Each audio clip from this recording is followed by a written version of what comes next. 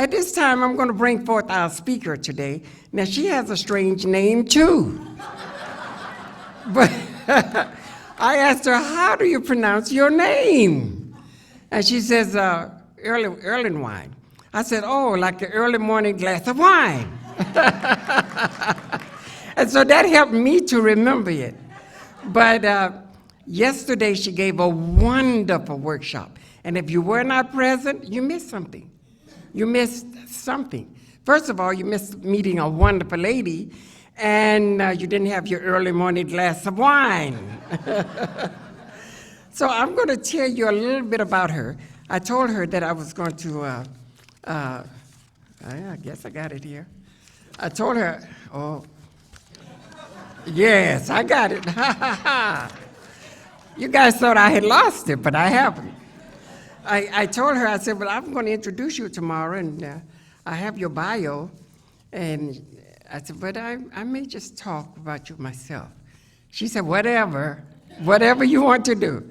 But I'm going to give you a little bit of her back history, and then I'm going to present to you early morning glass of wine. Rev Tracy became a practitioner in the year 2000, and she received her master's degree in ministerial license from the Holmes Institute in Los Angeles? San Diego in 2011. She has served as a staff minister, so you know where I'm at, a staff minister, don't you? At Harmony CSL in Whittier. And most recently, she's has served as senior minister at the Huntington Beach Church of Religious Science. Now, I had never been to the Huntington Beach Church, but I knew Peggy Bassett, and that was a wonderful, wonderful lady. And she began her ministry, before she began her ministry, she logged in about 30 years of hospitality. So this lady knows all about hospitality, so she knows what I have to go through and what Gary has to go through as far as hospitality goes. She's done training in hospitality and different forms of computer work, I found out yesterday. Rev Tracy describes herself as a teaching minister. And I think that's what we need here as a teaching minister. This is a teaching philosophy. Ladies and gentlemen, I present to some and I bring to others, Rev Tracy Earlywine.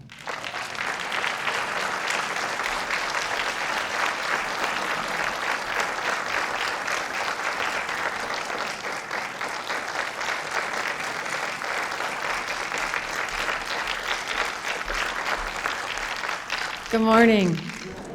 I told her she could make it up if she wanted to. She did real good. Oh, wow. Okay, so I'm vibrating. I'm excited. Are you excited? I'm excited. I just have to, if I get that out, then maybe I'll be able to speak. Because I do have something to talk about today. There's some things. I want to start, though, by acknowledging what a wonderful time we had yesterday. And if you weren't able to be there, make sure you catch somebody who was, because we really, first of all, had a good time, and second of all, I think really had a sense of what our own power is, and that's what this philosophy is all about, introducing you to your own power. And so today I'm going to talk about, how does your garden grow? How does your garden grow? Deep roots, new leaves. When I was a kid, I had a friend who had a house out in Agora Hills, before Agora Hills was a city.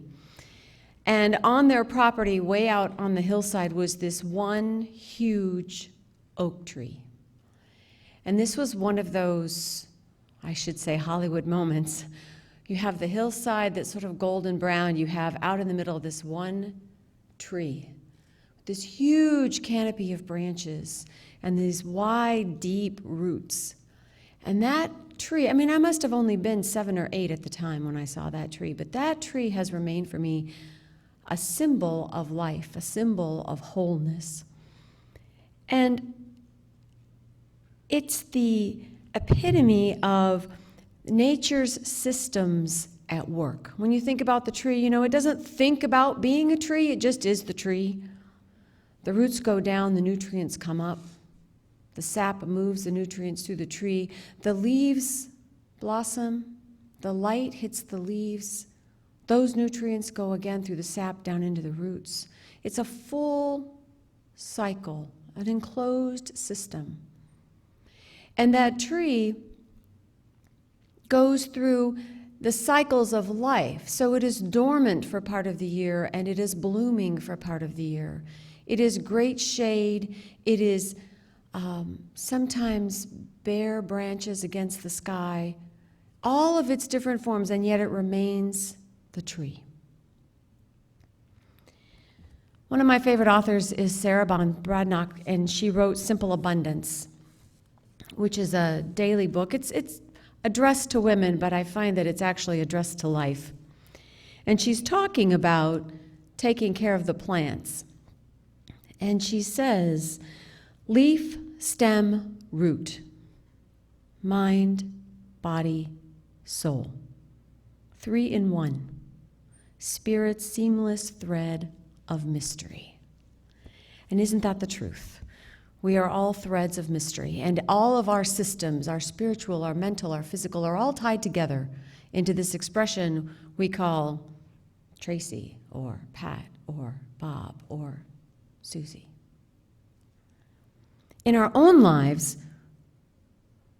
we see nature around us, right? Now, I have to admit, I haven't really lived in the city for a while, so I had to look a little harder this morning on my way in to find the nature, but I did. There are trees. There are trees in LA. There are parks. But think about your own house. Maybe you have a yard. Maybe you have, like Pat and I, we have a community garden plot. Maybe you have potted plants in the house or out on the balcony. But at any rate, you have plants that are under your care. You have nature that is part of your environment. And you know, you feed them, you water them, you trim them, and then one day you look at them and you go, uh-oh, it's a little limp over here, or it's a little yellow over here, and something is out of balance, something is not right. What do I do? And here's the thing about plants. It's the same as with us. There could be a lot of things going on. You kind of have to check it out. You kind of have to check in and see what's going on, right? So in your houseplants, if you have something that's yellow or wilting, the first thing you check are the roots. Are you root bound? Now you can tell if you're root bound, and I've seen this many times in my own life and my own plants. The little roots are kind of trying to get through the hole in the bottom of the pot, right? They're looking for what? More space. More space. And in our lives, we often need a new container. We need to repot ourselves. Right? That job is just too much of a dead end. That relationship just feels like it's holding me back, right? Maybe you feel it in your community. You want it to grow, and it feels like you're just kind of stagnant. Maybe in your own spirituality, you've lost that spark of really connecting with the divine. So we need a new pot. We need a new container. And the trick to a new container is not to make it too big. If you take a little itty-bitty houseplant and you put it in a great big pot, it could very easily die anyway because it's overwhelming. So nobody says you have to throw out the whole marriage. Maybe you just need a date night. You know, nobody says that you have to sell the house and find someplace else to live. Maybe you just need to take the junk room and turn it into a meditation room. Nobody says you have to go shopping for a new spiritual community. Maybe all you need to do is reconnect with the one you have. That's what a new pot looks like.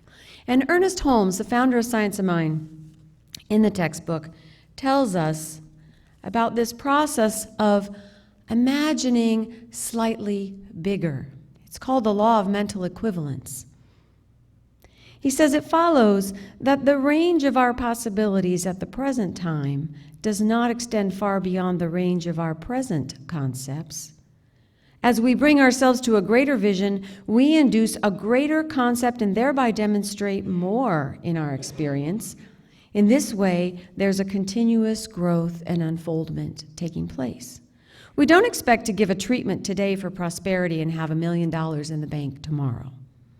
But little by little, We can unfold our consciousness through the acquisition of greater and still greater mental equivalents until at last we shall be made free.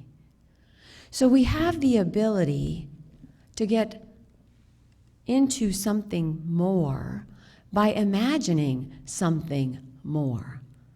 And here's the part that's a little tricky. When you have deep roots, sometimes you forget that there's more than what you already have. When you are in a place that you have been in for a while, it's hard to imagine that there could be an expansion taking place. You know, you do what you do, you go where you go, you see the people you see, you have the family you have, the marriage you have, the activities you have, and you know, we got to stop for a minute and think, what else is calling me? What else is exciting me? Where is my passion? What might I do that's a little bit more? Because every step outside our current pot leads us to the possibility of something new. Now, Sarah says,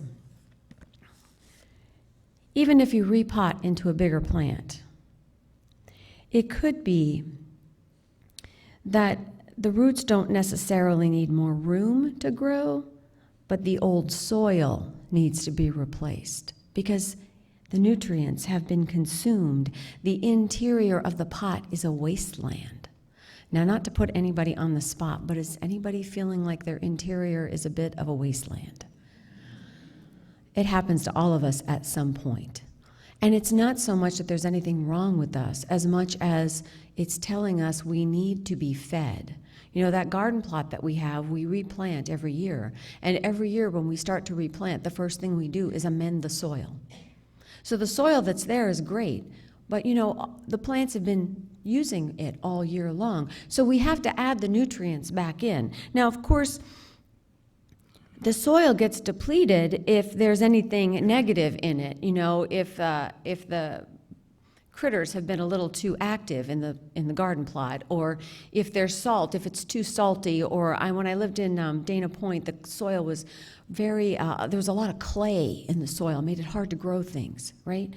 And in our own minds, in the garden of our own minds, or even in our spiritual surroundings, sometimes it's toxic people. Right?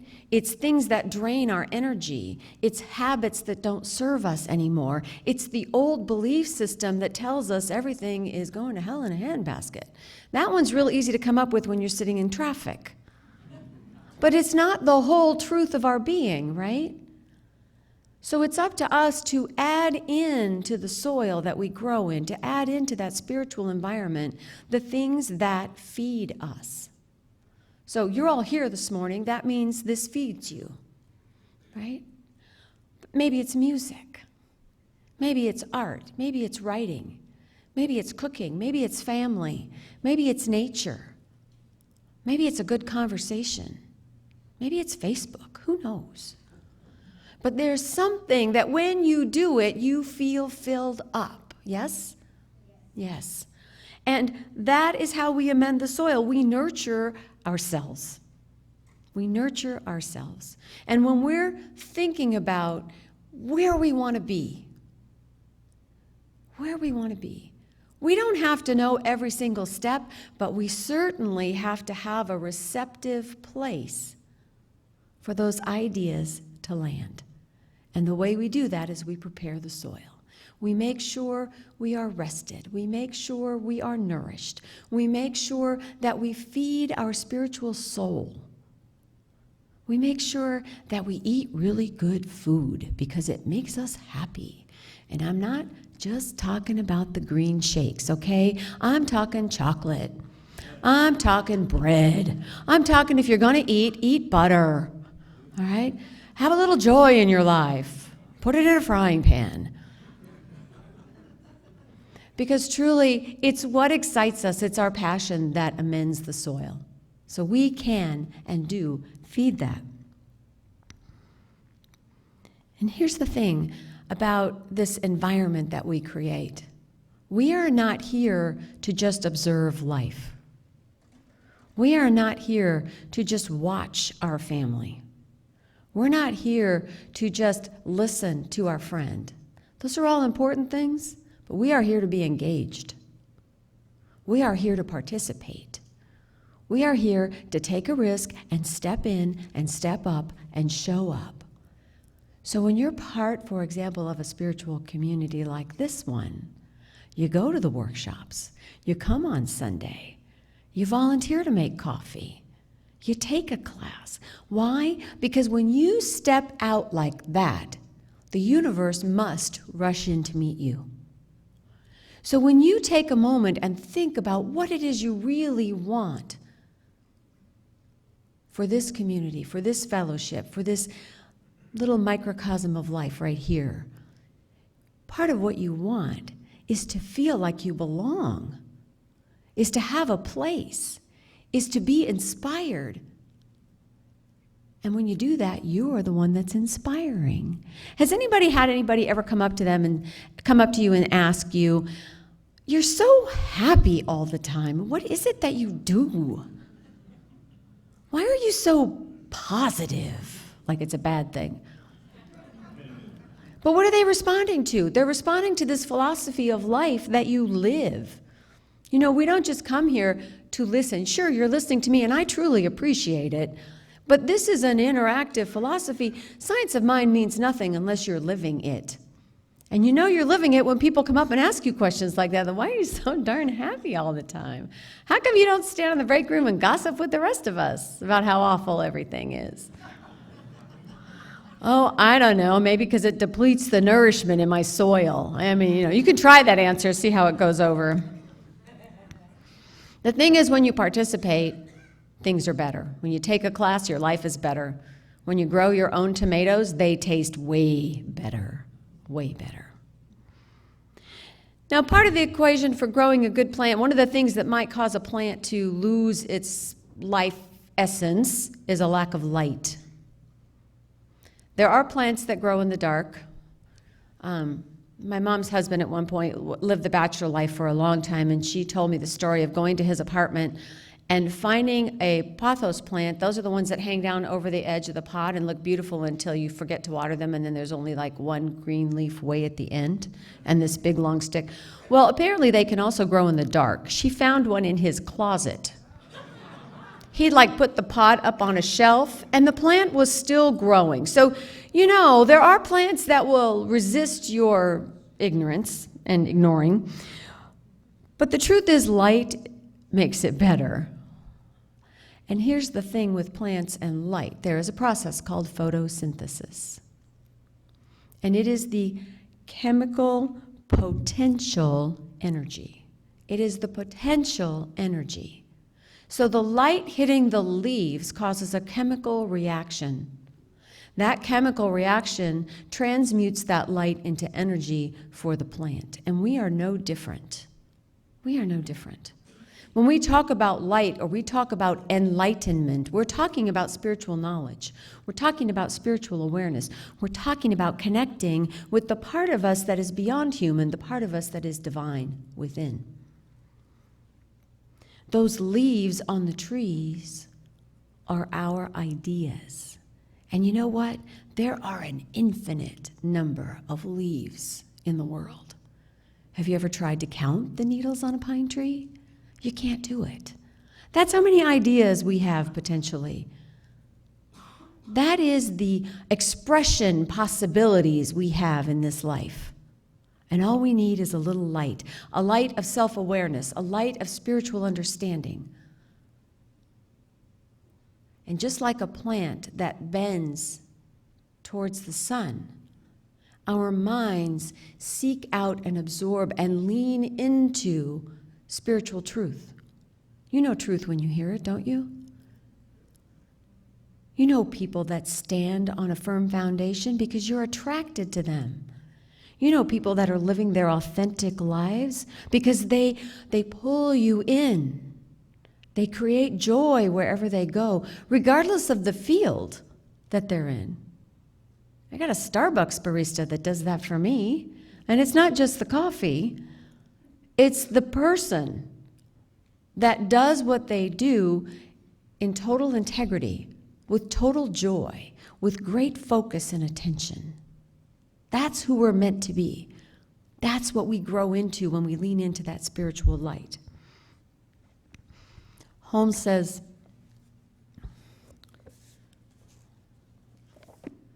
wrong page. There we go. He says, the eyes brighten when animated by the light of love, joy, faith, and noble purpose. The eyes brighten. We see. When I say I see, it means I understand. It means I've taken it in and taken it as my own. I'm embodying that love, joy, faith, and noble purpose. That is how we respond to light. And that is what causes that infinite number of leaves to explode on the top of the tree every spring. There's one more step in gardening. And honestly, I think it's the hardest step. Anybody have roses? When do you prune the roses? When the bush is blooming, right? Does it not just, I don't know. It's hard to do. It's hard to go in there and cut a living plant. And yet, when we prune, we force the roots to deepen so that next year's blooms are that much more glorious. And if you don't prune your rose bushes, next year you'll get that long, leggy stem with a flower, and if you let it go for a couple years, you'll have a whole lot of leaves and no flowers. Pruning is what we do in our lives when we trim away the things that no longer work. When we release the habits that we've had that served us then but don't serve us now. But it's a conscious choice. The rose bushes don't prune themselves. We have to decide we're willing to let go. We have to decide that it's okay that the pot we're in is too small, and we can take on a little new soil and a little more space and a little more mental openness to what might be, to what could flower, to what we might step into. In order to do that, we've got to let go old ideas, old habits. And whatever it feels like it's holding you back, if you think about it and it makes you depressed, that's a clue. That's something that you probably need to let go of. Or see it in a different light. Understand it in a bigger way. Look at the whole garden. Not just one bush, but the whole garden. Maybe your rose bush is just in the shade too much. Pruning will help, but light will be better. We can do this in our lives consciously. We have to decide. We have to look. When I was in college, I had a prayer plant. And everybody know the prayer plant? It's got nice long leaves with spines on them. And at night, when it gets dark, the leaves close up. And when the sun comes out, the leaves open up again. I loved that plant. Carried it with me to college. Drove home one winter for the holidays, and the plant froze overnight in my car. And I came out, and it was like black sticks. And, being 20-something, I cried. I still cry, but I really, as only a 20-year-old can be crushed by a dead plant. So I couldn't really let it go, so I just cut it back. I just cut all the dead stuff off, took the pot home with me, was home for a couple of weeks, went back to school, put the plant on my desk in front of the window, and the whole plant came back. When you cut away the dead material, all of the energy left in the plant goes to producing new growth. So pruning has an amazing effect on plants, on trees, on our lives, when it's done consciously. When we choose where we want our energy to go, when we choose what we wish to nourish in our lives and what we're willing to let go of. So this process of gardening is something that grows us, something that allows us to move forward. Now, sometimes pruning, if you're not paying attention and you're not doing it consciously, life will prune for you. Yes, the life accidents that happen have a great pruning effect. And what does it do? It forces us, when we have a traumatic event of some sort, it forces us to decide what's really important, right? If you don't have time to fritter away your days because mom needs you to see her in the hospital, or your broken leg is going to keep you on the couch for a while. It forces you to decide what's important. That's not a bad thing. It allows us to recalibrate our lives. That's a good thing. So the cycle of life, the cycle of growth is something that we see in nature, and it's something that we see in our own lives and that we contribute to, because we are not just the seed that is blossoming, we are also the gardener. And when we look at the cycle, it's important to realize that all of nature, like our tree, goes through cycles every year. Drop the leaves, look dead for a few months, then the buds come back, then the leaves come back, then the fruit comes, and then the whole thing starts again. So what I know about myself, what I know for you, what I know in this room, in this community, is that the cycles of life continue to unfold, that what may appear to be dormant is actually just resting and ready to bloom again. That this possibility thinking that you're engaging in this process of finding your new minister, this possibility of change in a healthy, happy, conscious way is simply your spring. It's simply your way of stepping into new growth, and that can only be good. That new soil, those new nutrients, that new energy, that is for you to participate in. Don't just watch. Don't just listen to me. Talk to each other. Ask each other. Be involved. Connect. Because this is your garden here. And you are the gardeners here. And as each of you lives your best life, taps into that spiritual knowing, anchors your roots in what you know to be truth, so does your community grow.